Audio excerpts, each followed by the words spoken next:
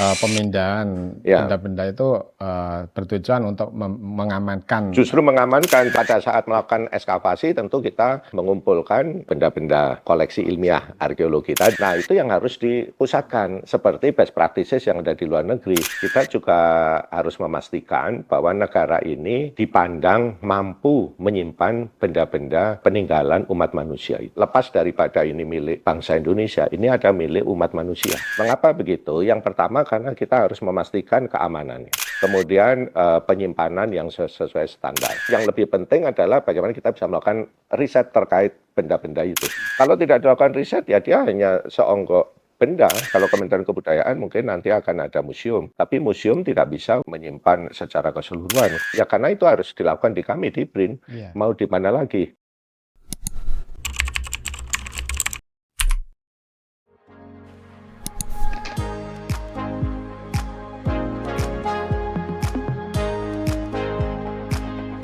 BRIN Talk Show, inspirasi riset dan inovasi.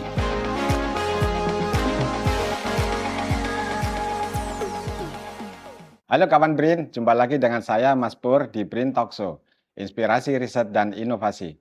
Kali ini kita akan membahas riset arkeologi dan fasilitas penyimpanan koleksi ilmiah di BRIN.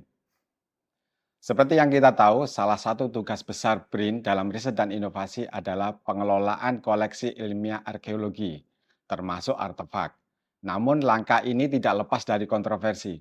Banyak pihak yang mengkhawatirkan risiko terhadap pemindahan koleksi ilmiah ke BRIN. Bagaimana sebenarnya mekanisme pemindahan ini? Apakah benar koleksi ilmiah tersebut akan lebih terawat di bawah naungan BRIN atau justru berpotensi menimbulkan masalah baru? Kali ini kita akan membahasnya secara mendalam. Bersama kita sudah hadir Kepala Badan Riset dan Inovasi Nasional Laksana Trihandoko. Assalamualaikum Pak, apa kabar Pak? Waalaikumsalam, selamat pagi Mas Pur. Baik Pak. Alhamdulillah, baik. Hadir juga bersama kita Kepala Organisasi Riset Arkeologi, Bahasa dan Sastra, Heri Yogaswara. Assalamualaikum Pak Heri. Apa Waalaikumsalam, kabar selamat Pak? kabar baik, Sehat? Rahayu, sehat. Alhamdulillah. Kita mulai Pak? Ya, Baik, boleh, boleh. kita ke Pak Handoko dulu nih. Ya. Apa saja fokus utama BRIN dalam riset arkeologi? Bagaimana peran BRIN dalam pelestarian budaya dan pembangunan nasional?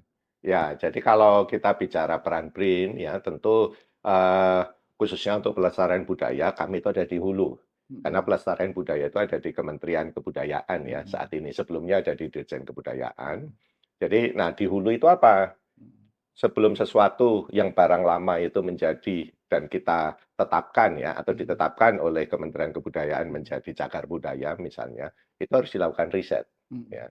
Jadi datanya harus dikumpulkan, kita melakukan akuisisi, ekskavasi kalau di situs-situs arkeologi ya, atau manuskrip kalau data-data manuskrip dan sebagainya. Kemudian baru kita melakukan riset, melihat, meneliti, kemudian membuat story bahwa oh ini memiliki sejarah, memiliki cerita seperti ini, dan kemudian itulah yang kemudian kami serahkan ya dari BRIN ke Kementerian Kebudayaan apabila memang itu penting itu untuk ditetapkan sebagai cagar budaya kalau cagar budaya ya atau sesuatu yang memang koleksi menjadi koleksi budaya nasional kita gitu. Jadi kami itu ada di hilir Jadi ya. posisinya memang di hulu Pak ya? Di hulu, mohon gitu maaf ya, bukan di hilir ya, di Oke. hulu ya, di hulu sekali ya. Baik, berikutnya ke Pak Heri nih. Saya panggil Pak Heri Pak ya. Kang Heri boleh. Kang Heri. Kang Heri. Dengan begitu banyaknya situs arkeologi di Indonesia, bagaimana BRIN menentukan prioritas risetnya? Dan apa strategi BRIN dalam mengelola riset arkeologi ini, Pak? Ya baik, mungkin pertama-tama kita harus mengapresiasi sejarah riset arkeologi di Indonesia ya, sejak masa kolonial, masa-masa Arkenas dan sampai sekarang ada di BRIN ya. Saya kira itu hal yang penting harus kita mulai begitu. Dan berkaitan dengan prioritas, ya tentu saja sebuah riset itu kita prioritasnya pertama mulai dari riset question, pertanyaan penelitian apa yang ingin dijawab. Misalnya kalau itu ingin menjawab tentang human evolution dan sebagainya itu kita misalkan prioritasnya di Bumi Ayu ya atau prasejarah. Atau kita misalnya early Islam kita bisa jawab itu misalnya di Bongal nantinya ya dan riset memang sudah pernah dilakukan di daerah sana. Kemudian juga kalau misalnya riset question-nya terkait dengan masa-masa klasik ya, nanti bisa dilakukan di wilayah Liangan atau di Jawa Tengah dan sebagainya. Jadi ada satu riset question yang membimbing. Yang kedua, kalau kita bicara prioritas, tentu saja intensitas riset yang sudah dilakukan. Ya. Jadi kalau semakin jarang, itu semakin prioritas. Semakin sering, mungkin less prioritas. Ya. Dan yang ketiga juga nanti kita ingin melihatnya juga dari sisi kepentingan nasional, karena biar bagaimanapun riset di BRIN itu berkaitan dengan prioritas nasional yang ada, kepentingan pemerintah, dan juga berkaitan dengan apa yang ada di BRIN itu sendiri, ya. Seperti tadi Pak Handoko mengatakan memperkuat misalnya ekosistem riset, maka terjadilah satu perubahan dari cara riset yang dulu ya regional ya, kita punya berbagai balar dan saya kira hasilnya juga sudah cukup baik, tetapi kita akan memperkuat ekosistem riset ini menjadi satu riset yang sifatnya bisa mempunyai yang kita sebut center of excellence ya. Jadi kita menentukan prioritas-prioritas itu di beberapa tempat, tidak boleh di banyak tempat ya. Tapi untuk menentukan itu ya kita butuh kriteria-kriteria tadi. Itu saya kira yang Saya prioritasnya. ingin konfirmasi sedikit, Pak. Tadi Bapak menyampaikan bahwa semakin jarang itu akan menjadi prioritas, gitu kan. Bisa dijelaskan, Pak? Yang dimaksud jarang Ya, ini di mana? ya jarang tuh artinya ketika kita kan pasti punya pemetaan. Ya. Ketika satu tempat sudah betul-betul over research ya, udah terlalu banyak riset di situ, pasti itu tidak akan menjadi prioritas. Kita akan mencari daerah yang relatif jarang atau datanya kurang ya, berdasarkan satu pemetaan juga. Misalnya 3 tahun ini kita memberi fokus kepada wilayah IKN, ibu kota negara, karena memang kita butuh banyak data untuk mengetahui tinggalan arkeologi yang di sana, dan yang kedua di wilayah Indonesia Timur. Ya. Tapi kemudian ke depannya 2025-2029 pasti ada strategi lokasi yang berbeda. Kembali lagi ke Pak Handoko. Ya. Pak Handoko, bahwa BRIN ini sudah membuat kebijakan bahwa benda-benda arkeologi ini dari berbagai tempat akan dijadikan satu di koleksi ilmiah di Cibinong nih. Nah, sebenarnya apa yang mendasari atau yang melatar belakangi kebijakan tersebut? Ya, jadi begini, seperti sudah disampaikan Kang Heri tadi ya. Jadi sebenarnya aktivitas termasuk riset terkait dengan arkeologi di negara kita itu kan sudah lama ya, sejak zaman Belanda begitu. Kemudian dilanjutkan di era arkeologi, Arkenas, arkeologi nasional ya, dengan 10 balai arkeologi ya, yang kita sebut sebagai balar sebelumnya. Dan setelah pembentukan BRIN, Arkenas itu kan bergabung bersama kami di BRIN. Tentu kami harus memberikan penguatan baru ya ke aktivitas dan khususnya riset terkait arkeologi gitu ya. Jadi kembali sebelum ke situ saya harus tekankan bahwa urusan terkait dengan pelestarian kebudayaan itu tetap ada di Kementerian Kebudayaan, tidak ada di kami. Jadi kami akan dan harus lebih fokus untuk mengurus di sisi hulunya ya, di sisi risetnya. Nah, riset itu dimulai pasti dari data. Gitu ya. Itu sebabnya tadi yang disampaikan Kang Heri, kami ada program penguatan data itu ya. Data itu apa? Data itu bisa berupa koleksi ilmiah arkeologi, benda-bendanya ya, bisa catatan-catatannya dan seterusnya, termasuk aktivitas ekskavasinya. Nah, itu yang kami perkuat dan baru setelah ada BRIN ini kita mengupgrade ya aktivitas riset ekskavasi ya, maksud saya arkeologi itu jauh lebih besar daripada sebelumnya, sehingga kami ingin memastikan bahwa pusat-pusat potensi ya yang tadi disampaikan Kang Heri sebagai prioritas tadi itu memang harus selesai di ekskavasi ya. Jadi tuntas di ekskavasi ya. Mungkin selesai 100% tidak mungkin, tapi minimal tuntas sehingga kita tidak terlalu banyak di banyak tempat tetapi sedikit-sedikit begitu ya. Ya, tapi satu persatu kita harus tuntaskan ya.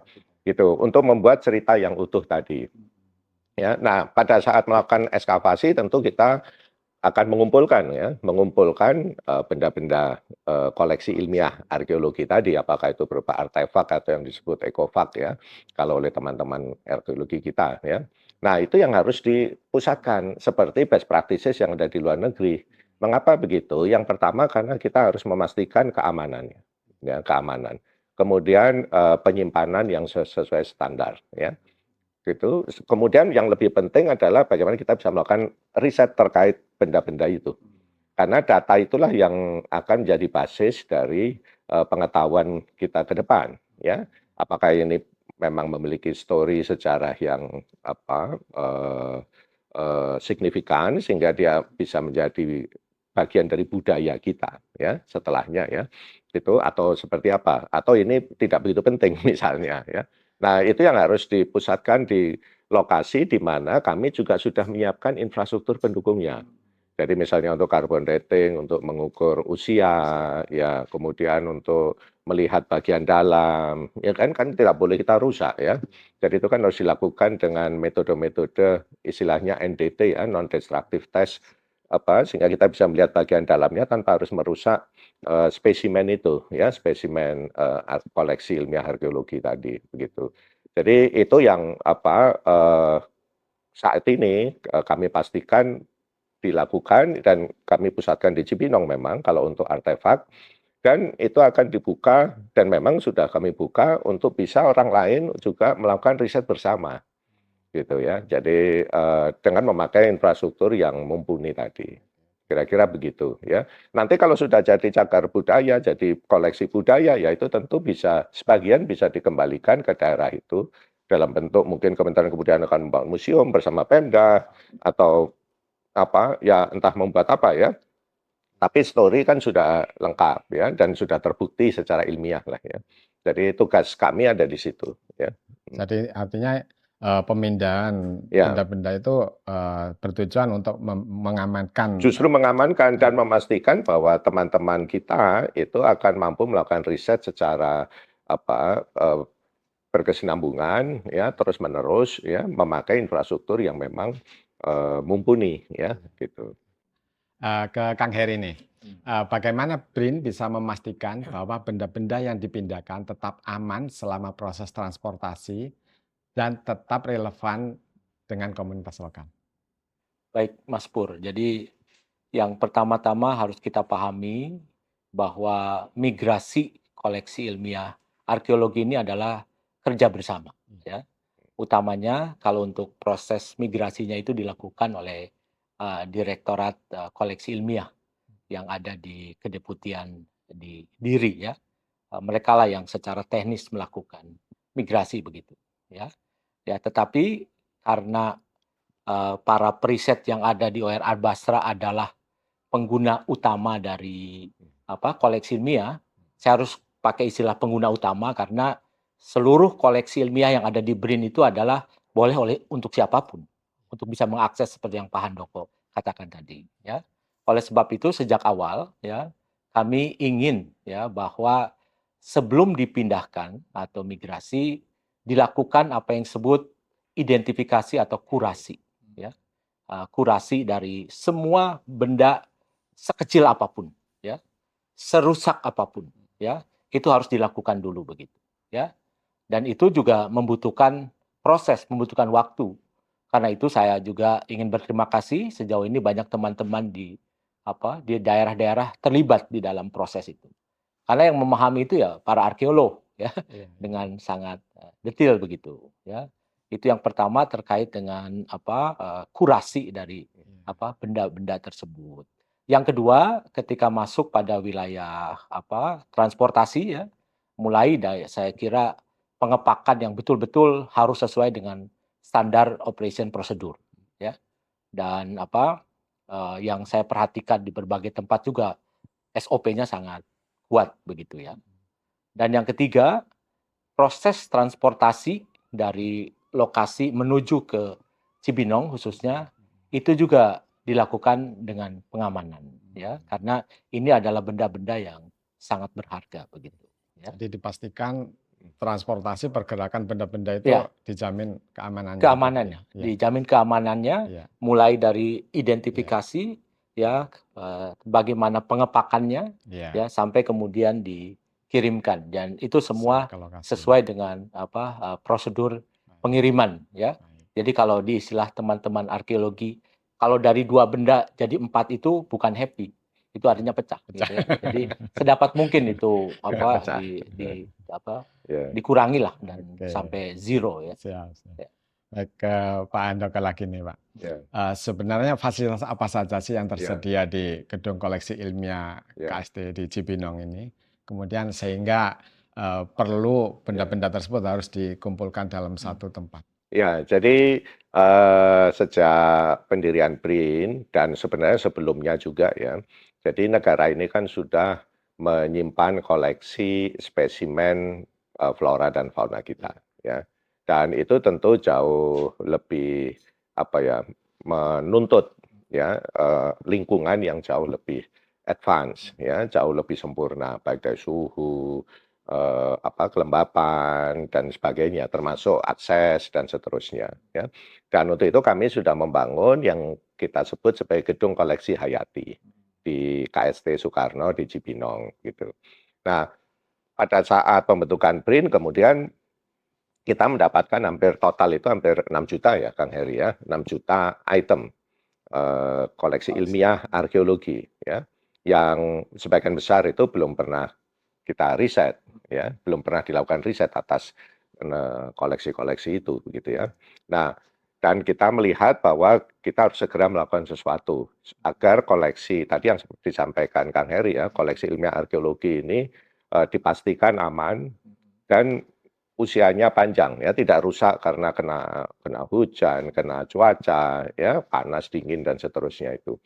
Itu sebabnya kami memutuskan untuk membagi gedung koleksi hayati itu agar bisa dipakai juga untuk gedung koleksi ilmiah arkeologi. Ya, meskipun kami juga sedang merencanakan pembangunan gedung khusus untuk koleksi ilmiah arkeologi, ya, di Cibinong juga bersebelahan.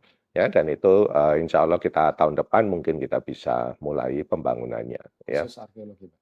Khusus arkeologi, termasuk di dalamnya itu adalah manuskrip, ya, dan berbagai koleksi ilmiah yang lain, ya, yang di luar flora dan fauna, ya, dan mikroba, ya, gitu. Jadi saya yakin teman-teman kami di BRIN itu sudah memiliki kapasitas dan kompetensi, ya, tentu bersama dengan para periset di bidang masing-masing untuk tadi menetapkan SOP, melakukan penguatan capacity building ya bagi para operator ya, pemegang koleksi itu agar koleksi ini bisa aman dan kita pastikan negara ini mampu ya memiliki kemampuan untuk menyimpan dan ya sampai ratusan tahun selamanya ya gitu dan kita harus memiliki kemampuan itu ya negara ini. Ya.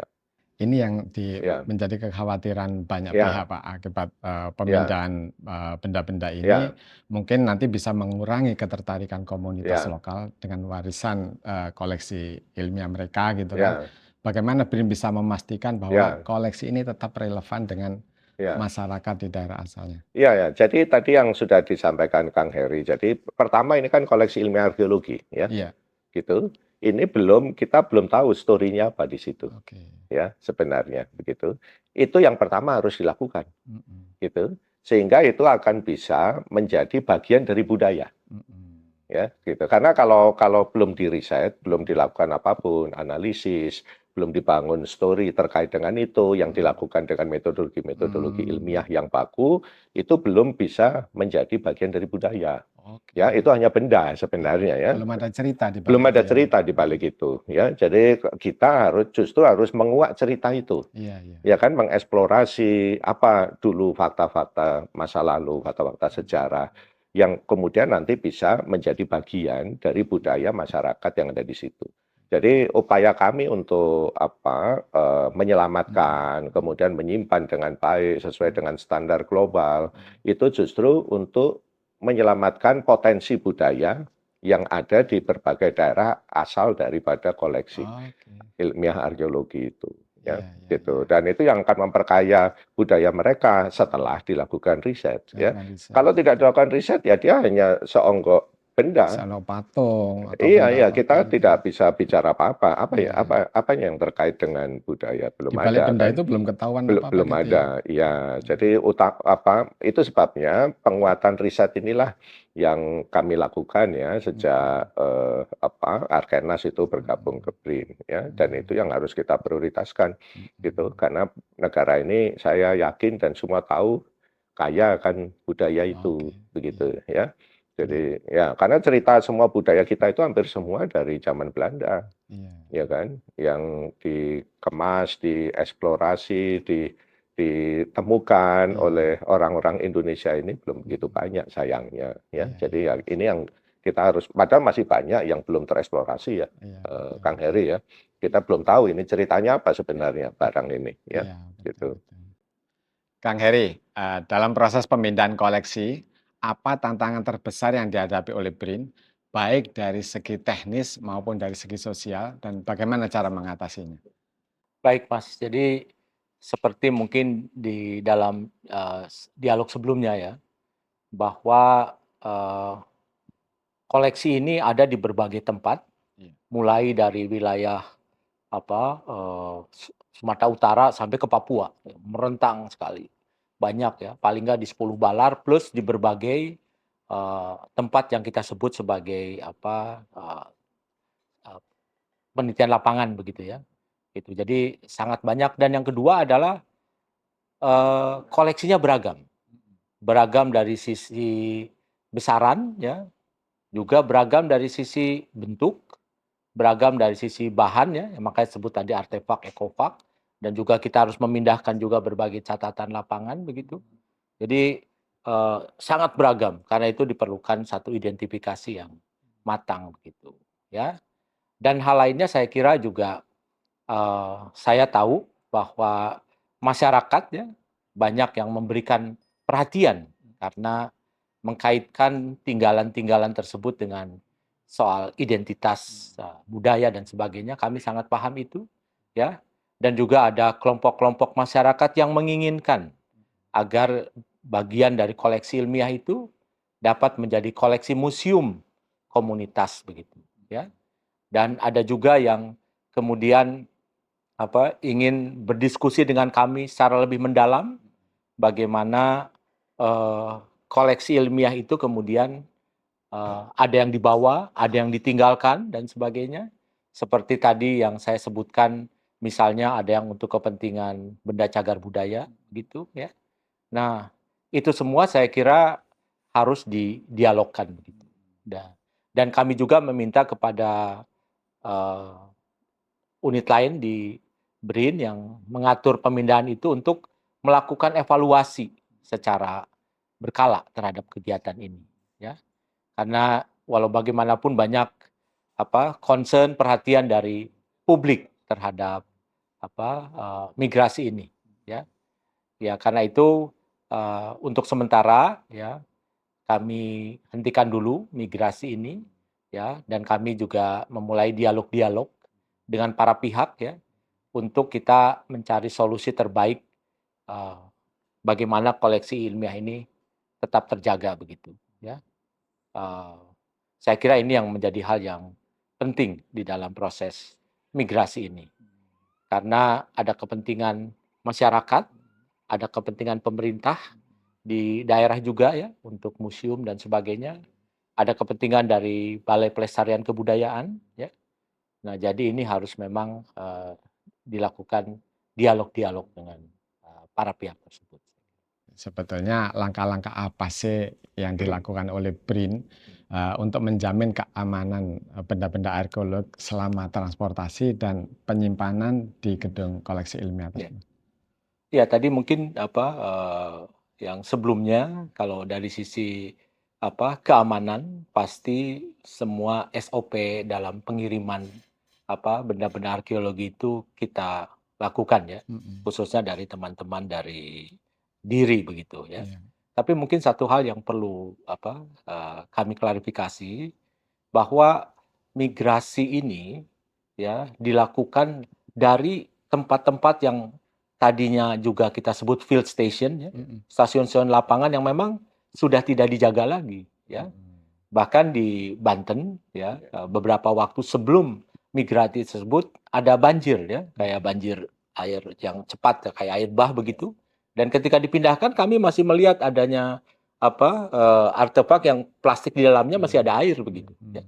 Nah, jadi sebetulnya dan tapi juga yang tempat-tempat yang seperti di Balar itu kan ya juga dipindahkan begitu. Ya, tapi satu hal mungkin yang perlu dipahami bahwa ini adalah satu proses untuk kita menyelamatkan dulu ya. Karena dalam realitasnya ya seperti misalnya di Bali ya, ketika dilakukan proses pertama identifikasi ada komunitas dan juga Pemda datang menyebut ini sudah benda cagar budaya begitu. Dan kemudian ditunjukkan penetapannya ya, kita tinggalkan. Ya, kalau itu sudah benda cagar budaya. Atau kemarin juga dari satu kabupaten datang ke Cibinong ya. Mereka ingin lihat benda-benda yang berpotensi untuk menjadi cagar budaya. Ya, itu kami buka ya, khususnya dari direktorat membuka kemungkinan itu ya. Meskipun belum dilakukan riset. Ya, justru itu penting nantinya untuk dilakukan riset dan kajian untuk penetapan menjadi cagar budaya nantinya. Untuk membuktikan, Untuk membuktikan ya. Dan barangnya memang bendanya sudah ada di Cibinong karena memang kita ambil terlebih dahulu begitu dalam konteks pengamanan tadi. Karena tidak semua tempat dalam posisi yang betul-betul dalam ruangan yang baik untuk penyimpanan koleksi ilmiah arkeologi begitu ya. Ada yang betul-betul sudah ditinggalkan tempatnya juga karena mungkin dulu mengontrak rumah hanya ditumpuk-tumpuk ya. Iya, karena itu seperti itu. Terakhir Pak Andoko ini.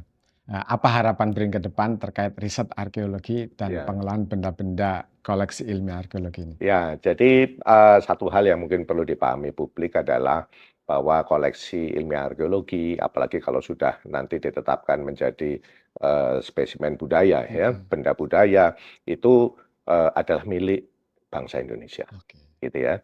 Jadi fokus kita, konsentrasi kita utamanya adalah bagaimana negara ini memastikan benda-benda itu bisa dilestarikan, ya dalam waktu yang tidak terbatas, ya kan. Jadi itu sebabnya kalau di luar negeri bila mana perlu bahkan kita harus membuatkan semacam replika, misalnya ya, untuk yang di expose di eksebisi ya, tapi benda aslinya harus disimpan karena saking rentannya misalnya ya. Nah, itu yang pertama. Yang kedua, kita juga harus memastikan bahwa negara ini dipandang mampu menyimpan benda-benda peninggalan umat manusia itu. Gitu, karena lepas daripada ini milik bangsa Indonesia, ini ada milik umat manusia. Iya. Ya kan, gitu. Jadi karena misalnya benda berapa juta yang tahun yang lalu kan itu belum ada Indonesia. Iya. Ya kan, ini adalah milik umat manusia dan ini mungkin terkait dengan cerita umat manusia secara keseluruhan di bumi ini. Ya, gitu. Itu sebabnya kita harus mampu menunjukkan ke internasional bahwa kita mampu melakukan itu. Gitu. Dan itu sangat penting khususnya saat ini negara ini pemerintah kan menuntut pengembalian koleksi-koleksi itu dari khususnya dari Belanda, dari Inggris dan sebagainya, ya kan. Jadi, nah ini harus ini menjadi daya dukung yang kuat ya dalam proses negosiasi pemerintah ya, khususnya nanti melalui Kementerian Kebudayaan pastinya untuk menjamin keberhasilan kita menarik ya, merepatriasi ini benda-benda koleksi ilmiah ya, arkeologi atau apapun ya, yang selama ini tersimpan di berbagai negara lain di dunia. Kan lucu kalau teman-teman ini harus risetnya harus ke Belanda, ke Leiden gitu misalnya ya. Iya. Aneh sekali, padahal itu barang-barang kita begitu ya.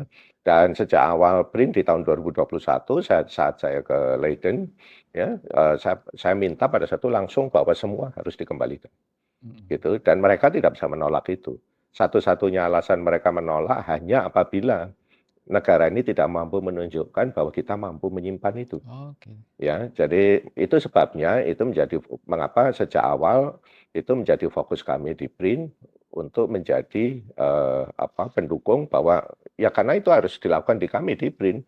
Mau di mana lagi ya kan, kalau Kementerian Kebudayaan mungkin nanti akan ada museum Tapi museum tidak bisa untuk menyimpan secara keseluruhan koleksi ilmiah, itu tidak mungkin. Iya, Karena museum itu fokusnya juga untuk layanan publik ya. betul. Sedangkan di kami itu memang kami sudah menyiapkan dari awal pusat-pusat penyimpanan koleksi-koleksi ilmiah itu ya. Mulai dari batu, artefak ya, kemudian juga flora, fauna, bahkan mikroba. Ya, mikroba itu bisa virus, bisa bakteri. Ya, karena ini adalah kekayaan bangsa ini ya, dan juga tentu kekayaan umat manusia Iya, ya. iya. Baik Pak. Ke Kang Heri nih. Kalau menurut Kang Heri nih, bagaimana sih kita melihat peran dari para generasi muda ini dalam menjaga warisan koleksi ilmiah arkeologi ini, Pak?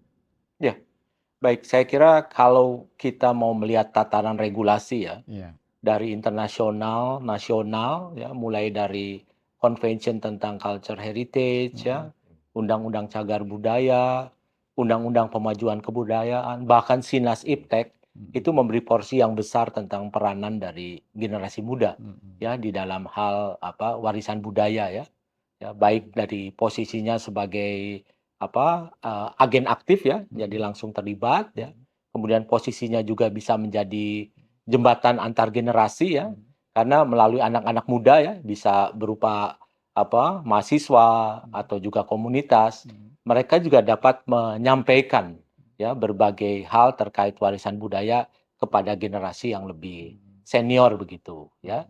Dan ini bagi kami sangat penting, dan 2 minggu yang lalu kami baru pulang dari Young Talent Cultural Heritage yang ada di Universitas Jenderal Sudirman. Karena kami akan membuka eskavasi jangka panjang di Bumi Ayu, ya. Itu antusias mahasiswa yang datang sangat banyak begitu. Dan juga ketika kita masuk sampai lapangan, itu banyak komunitas-komunitas pelestari yang kebanyakan anak-anak muda, ya. Belum lagi ada komunitas-komunitas seperti komunitas epigrafi dan sebagainya yang memang punya kepedulian, dan dengan caranya sebagai anak muda mereka memberikan cara-cara bagaimana melakukan satu pewarisan, ya, misalnya melalui jersey, kaos dan sebagainya, yang menarik sekali gitu, ya. Jadi saya kira sudah sangat melek begitu, ya, generasi muda ini terhadap warisan budaya begitu. Oke. Siap. Menarik sekali pembicaraan kita kali ini. Semoga langkah BRIN terus menjadi inspirasi untuk pelestarian budaya Indonesia. Terima kasih Pak Handoko, terima kasih, Mas kasih Bor. Kang Heri atas waktu dan kesediaannya untuk berdiskusi kita kali ini. Semoga diskusi kita kali ini bermanfaat dan menambah wawasan di bidang riset dan inovasi untuk Indonesia Maju. Terima kasih kawan BRIN atas kebersamaannya. Saya Mas Pur undur diri. Sampai jumpa di program BRIN TV lainnya. Riset dan inovasi untuk Indonesia Maju. BRIN TV, TV Riset Zaman Now.